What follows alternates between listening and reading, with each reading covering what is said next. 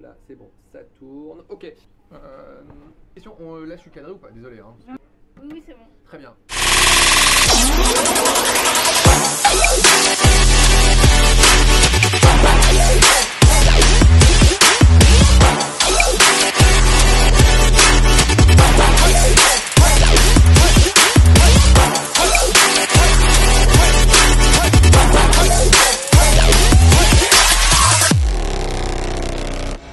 Alors, on va essayer de répondre, Pierre-Philippe. On rappelle que tu es le spécialiste du sommeil, notamment de l'adulte.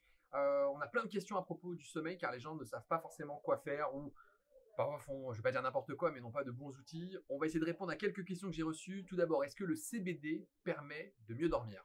Le CBD, ce n'est pas un hypnotique, donc ce n'est pas un médicament qui va te plonger dans le sommeil. Par contre, c'est un médicament qui va traiter les douleurs, c'est un médicament qui va traiter l'anxiété. Et donc ça, c'est des facteurs perturbants du sommeil qui font que quand on prend du CBD, on peut bénéficier d'un accompagnement, en particulier sur la qualité du sommeil. Normalement, on est censé s'endormir sans médicaments. Certains prennent des somnifères, des anxiolytiques. Est-ce que ça favorise un bon sommeil?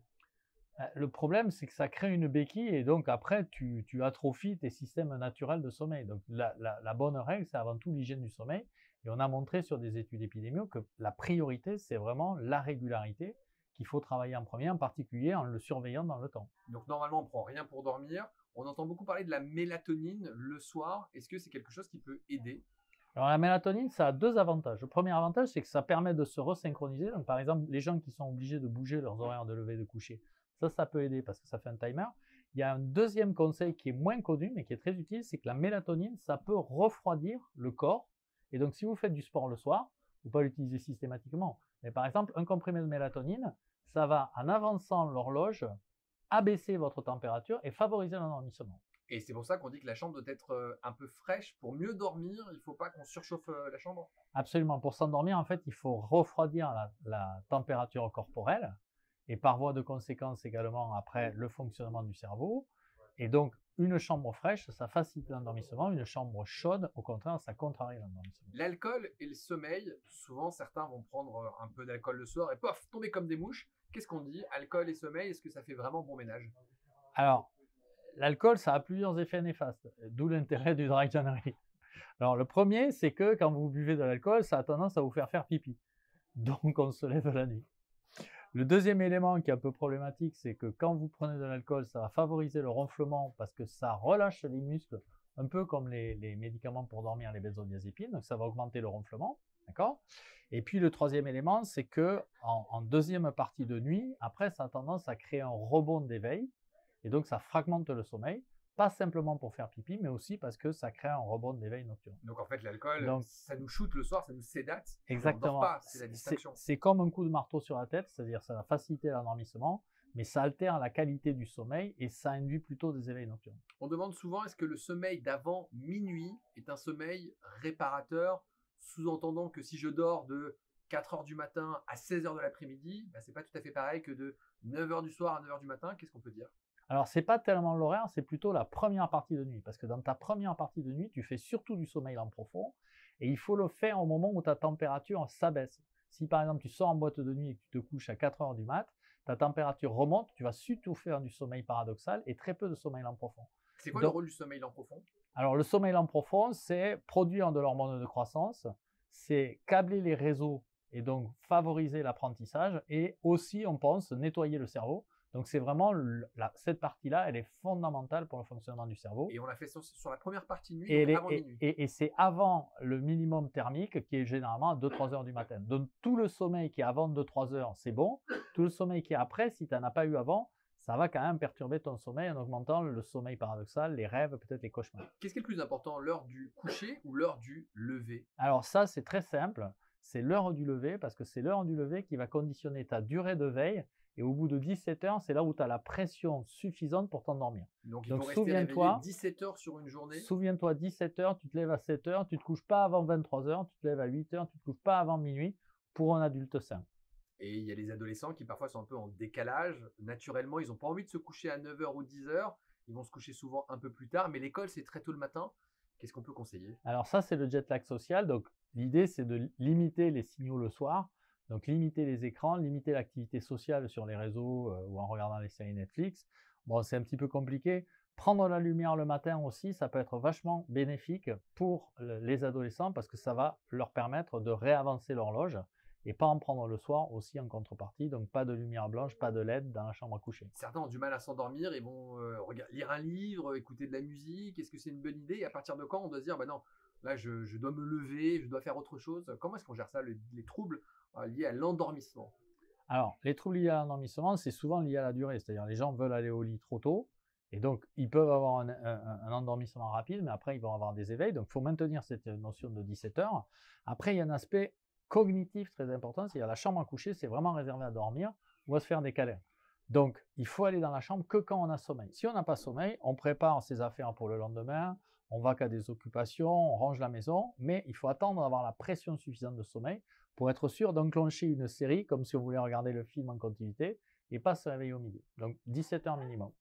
Qu'est-ce qu'on fait quand on se réveille en plein milieu de la nuit? Il est 3 heures du matin, on a tous expérimenté ça. On se réveille, on est en forme, on n'a pas envie de se rendormir, et puis on commence à compter les heures, et souvent on se rendort au moment où le réveil doit sonner. Alors là, il y a un scientifique qui s'appelle Boutsin qui a mis au point une pratique qui s'appelle le stimulus control. C'est sortir du lit, ça a deux vertus. La première, c'est que ça déconditionne, parce que quand on est dans le lit en train de faire la crêpe, l'anxiété monte et on se dit quand est-ce que je vais me rendormir, donc ça à éviter. Donc sortir du lit, ça déconditionne, on sort du lit, on sort de la chambre. Le deuxième élément qui a une vertu, c'est qu'en sortant du lit, on est sûr qu'on ne se rendort pas. Donc ça augmente la pression de sommeil pour le lendemain, et si on ne fait pas de sieste dans la journée, le lendemain, on dormira d'autant mieux. Donc au bout de 15 minutes, estimez, si vous pensez que vous ne dormez pas, vous sortez, vous allez boire un verre d'eau, vous allez dans la maison, vous faites un tour de votre appartement, et vous revenez vous coucher quand vous avez sommeil. On parle souvent des trains du sommeil, et des fois on a l'impression le soir qu'on loupe un train du sommeil. C'est-à-dire qu'on est fatigué à 21h, 22h, 21h, et puis tout d'un coup on a un regain d'énergie. Est-ce que c'est vrai qu'il faut attendre un prochain cycle avant de se coucher? Et quand est-ce qu'on doit se dire c'est le moment d'aller dormir?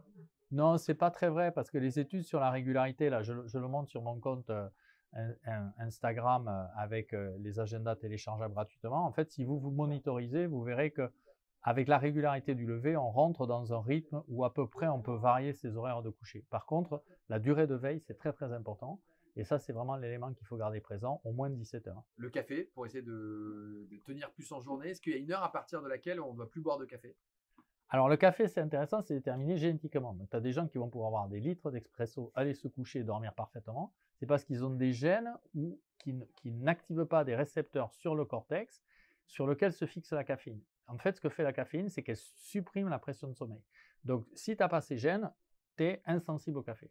Si par contre tu as ces gènes, en gros, ça met 20 minutes à agir le café et ça dure pendant 4 heures. Donc sache-le, pas de café, globalement, on va dire, allez, après 17 heures dans la journée. C'est une règle, mais ce côté génétique est très intéressant parce que les gens s'en rendent compte. Certains sont insensibles au café, et d'autres un verre, même à 15 heures, et ils ne ferment pas l'œil de la nuit. Absolument. À l'inverse, est-ce que si on a un coup de barre en journée, une sieste, est-ce que ça peut aider? Alors, si tu fais une sieste, tu vas remplir le réservoir, d'accord? Donc en fait, tes 17 heures, tu vas les transformer en 16 heures ou 15 heures parce que tu remplis au milieu de la journée avec du sommeil. Donc il faudra étendre ta durée de coucher si tu veux te garder une bonne continuité du sommeil. Donc ponctuellement, ça peut être agréable. De façon régulière, c'est un peu dangereux parce que ça va t'augmenter les éveils intranocturnes. L'activité physique pour mieux dormir le soir, c'est prouvé, ça aide à mieux dormir le sport? Alors, il y a beaucoup de gens qui confondent fatigue et sommeil. C'est complètement différent. Si tu fais plein d'activités physiques le soir, tu vas monter ta température corporelle, tu vas retarder ton endormissement. Donc, à moins de prendre un comprimé de mélatonine ponctuellement pour abaisser ta température, ce n'est pas une bonne idée. En plus, faire du sport, ça ne t'aide pas à dormir. Ça va peut-être te relaxer, combattre ton anxiété, mais ça ne va pas du tout provoquer l'endormissement. Donc, il vaut mieux limiter l'activité à 18h, 19h max. Mais en journée, c'est bénéfique de faire du sport? Alors, en journée, c'est très... Alors, c'est super bénéfique le matin parce que ça entraîne l'horloge et tout le sport que tu fais le matin, c'est autant d'acquis pour te donner de la régularité quand tu vas aller te coucher. Est-ce qu'on tombe plus malade quand on ne dort pas assez? Alors, dormir permet de grandir, mais ça protège peut-être de plein d'autres choses, des maladies, le Covid, on entend beaucoup parler, ou d'autres infections virales. Alors, tu as plein de façons d'être malade, mais si on parle de l'infectieux, oui, de façon évidente, la privation de sommeil, ça aggrave le risque de contracter en particulier les viroses, on l'a montré, et là récemment, nous on a publié, ça aggrave le risque d'attraper le Covid aussi, parce que ça altère tes défenses immunitaires. Donc dormir, en fait, c'est pas une perte de temps. Un conseil à donner peut-être aux jeunes, justement, qui sont en période d'examen, pour mieux réussir, il faut plutôt dormir que travailler la nuit, par exemple? Ben, imagine que tu es un compétiteur et que tu vas courir les Jeux Olympiques, d'accord? Tu vas t'entraîner tous les soirs à courir, d'accord? Et puis ta compète, tu vas la faire à 8 heures du matin. Tu vas faire une contre-performance énorme. Ben, si tu bachotes le soir et que ton examen il est à 8 heures du matin, tu vas te cracher. Donc en fait, il faut aussi caler tes horaires de préparation et de révision par rapport au temps T où tu vas performer. Et souvent, on le sait quand on a passé beaucoup d'examens tous les deux, tu sais à peu près à quelle heure tu arrives. Donc, faut pas trop réviser le soir, ou en tout cas pas dans la dernière semaine avant d'aller à la compète. Et la nuit permet de consolider ce qu'on a appris notamment en journée. C'est pas une perte de temps en fait. Non, non, non. Et même, il y a des études qui ont montré que la sieste permet aussi de renforcer les capacités mnésiques. Moi, je l'ai fait pendant toutes mes études. Quand j'ai préparé l'internat, je faisais 20 minutes de sieste après le déjeuner. Ça rendait fou mes collègues. Mais en fait, ça permet d'engrammer et de mieux mémoriser. 20 minutes, c'est bien. C'est une durée 20 idéale. minutes, c'est super. 20 minutes, c'est une durée idéale de sieste. Impec. Qu'est-ce qu'on pense des filtres anti-lumière bleue? Est-ce que ça aide à protéger de cette lumière bleue qui vient des téléphones et qui perturbe un peu notre horloge biologique? Alors, ça s'est massivement déployé sur les téléphones, donc ça marche super bien. Le problème, c'est que ça ne s'est pas répandu au niveau des LED. Et il y a énormément de gens qui achètent des LED blanches pour la chambre à coucher. Donc le message qu'il faut passer, c'est vérifiez bien vos LED et prenez des LED jaunes pour la chambre à coucher parce qu'elles ont un taux de spectre de lumière bleue beaucoup plus faible. Donc, recommandation, regardez d'abord vos ampoules, après le téléphone, bien sûr, il faut mettre l'écran, mais ça marche plutôt bien, le filtre lumière bleue. Et puis, je vous recommande son livre qui est super bien, Réapprenez à dormir pour une vie en bonne santé aux éditions Albin Michel. Vous trouverez plein de conseils pour justement mieux dormir sans médicaments. Dernier truc. Un conseil pour ceux qui travaillent de nuit, qui sont un peu décalés. Alors, c'est souvent compliqué parce que le travail de nuit il peut avoir des effets sur la santé, mais est-ce qu'il y a un conseil qu'on peut donner? Alors, il y a un conseil évident, c'est quand vous sortez le matin, mettez des lunettes noires plutôt occlusives, vous savez, de glacier, on en trouve chez les marchands de sport. Les super lunettes de soleil. Voilà, qui prennent le côté, voilà, parce que ça va couper le signal qui vous ramène plutôt vers une avance de phase et ça va favoriser votre capacité à travailler la nuit, d'accord?